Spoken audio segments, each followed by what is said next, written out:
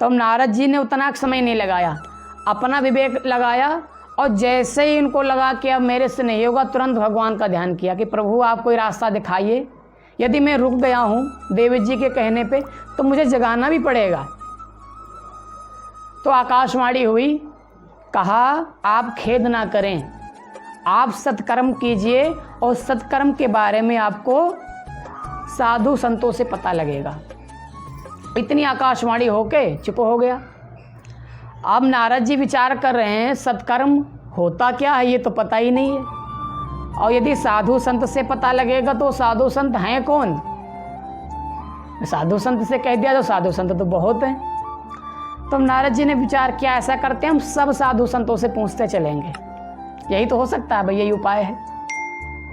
अब सबसे पूछते हैं कि महाराज जी बताइए सत्कर्म क्या है।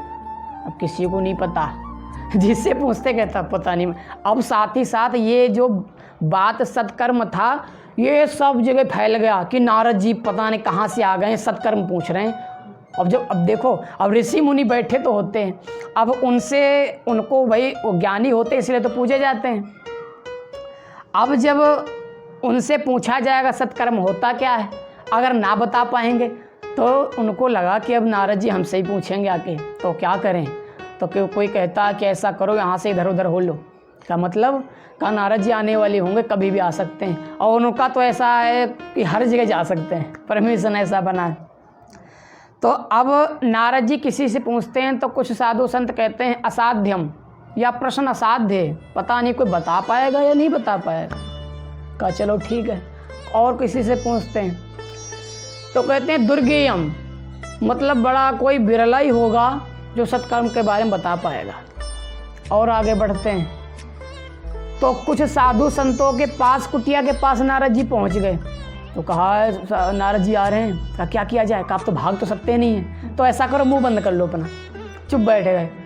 अब जब नारद जी आ जाते हैं पास में, कहते हैं महाराज जी को सबको प्रणाम, और ये बतलाइए सत्कर्म क्या है। तो सब चुप बैठे। कहा क्यों, क्या हो गया।